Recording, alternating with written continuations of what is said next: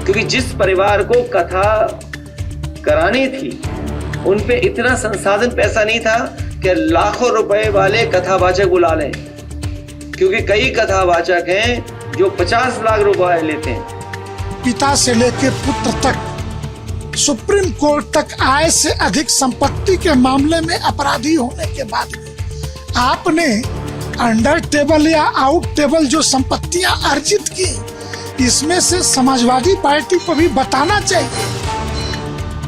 कोई किसी की हैसियत है कि धीरेन्द्र शास्त्री को बुला ले अपने घर कथा के लिए? कोई अंडर टेबल लेगा वो बाबा पैसे?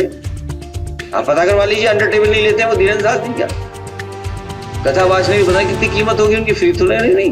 एक बच्चा 25-26 साल का, आपसे आधी उम्र का व्यक्ति, उस कथा के पैसों से उसने अंडर टेबल लिया कि आउट टेबल लिया, ये प्रश्न नहीं था, लेकिन कैंसर इंस्टीट्यूट्स की स्थापना कर दी।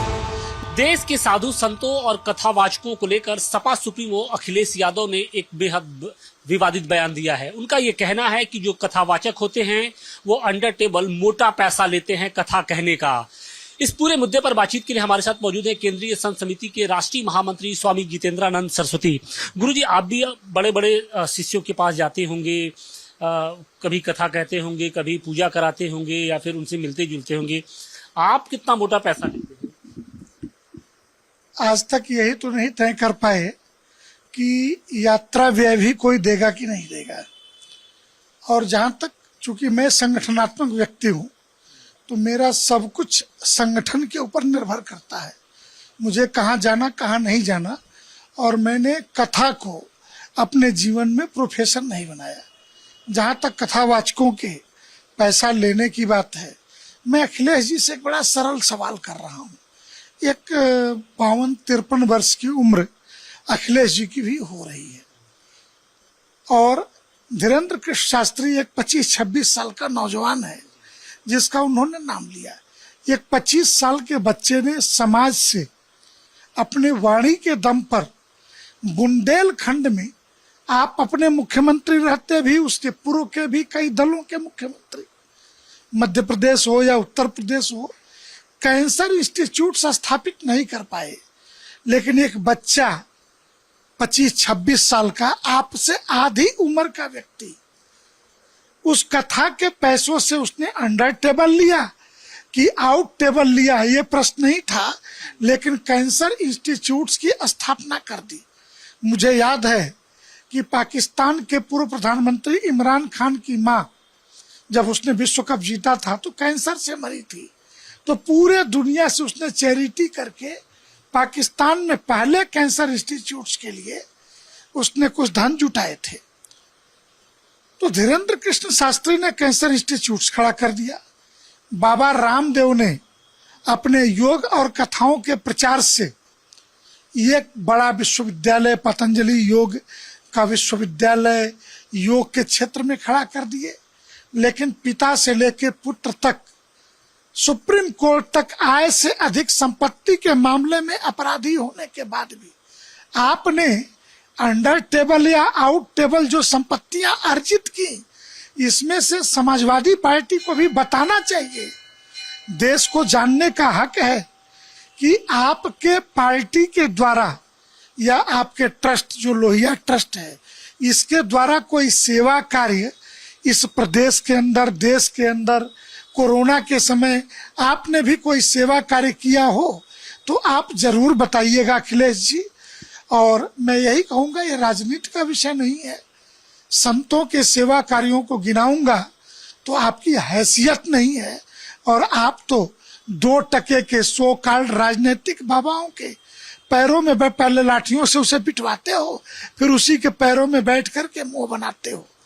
तो ये स्थिति है आपकी, और राजनीति करिए, लेकिन ऐसे संतों के ऊपर टिप्पणी मत करिए, कथावाचकों पे जिनके सेवा कार्य जग जाहिर है। सवाल इस बात का है कि 1-2 दफे नहीं, कई मर्तबा अखिलेश यादव और उनकी पार्टी के तमाम जो नेता हैं वो हिंदू समाज के जो शिरोमणि जो संत हैं उनके ऊपर प्रहार करते रहे। ये क्या ये एक फैशन बनता जा रहा है क्या? और वो अब ये फैशन मर्यादा की सभी सीमाओं को लांघता जा रहा है।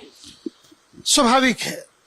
इटावा का जब बूमरैंग करने लगा, इटावा के प्रकरण में जिस प्रकार गुंडागर्दी हुई और ये केस और वो लॉ एंड ऑर्डर का विषय बना, तो ये लखनऊ में भाग करके वो अंतरिक्ष यात्री शुक्ला परिवार के घर पहुंच गए, ये दिखाने के लिए कि नहीं, ब्राह्मणों से मेरा विरोध नहीं है। अभी पता चला कि वो काशी में पहले सोमवार को काशी के यादवों की ओट में छुप करके विश्वनाथ जी दर्शन करने भी जाने वाले हैं। कहीं से ऐसी सूचना आ रही, तो मेरा कहना है कि कुछ दिन मौन व्रत लीजिए। अपनी विचार टोली के साथ राजनीति करना बुरी बात नहीं है। राजनीतिक दल सत्ता में आने के लिए ही राजनीति करता है, लेकिन गलत तथ्य, गलत आंकड़े के साथ जब वो करता है तो रोज उसे अपने स्टैंड बदलने पड़ते हैं। एक बार स्टैंड तय कीजिए और उस स्टैंड पर कायम रहिए। तो इसके लिए एक आध हफ्ते की विपस्सना ही कर लीजिए, क्योंकि सनातन धर्म के मौन व्रत तप योग में विश्वास नहीं है, तो कुछ विपस्सना वगैरह ही बौद्धों का कर लो और करके उसमें तय करो कि किस दिशा में आगे बढ़ना है।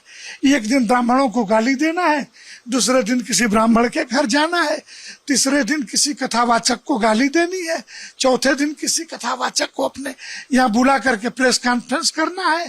तो एक कदम आगे दो कदम पीछे, ये आपकी राजनीति हो सकती है। समाज सब समझता है।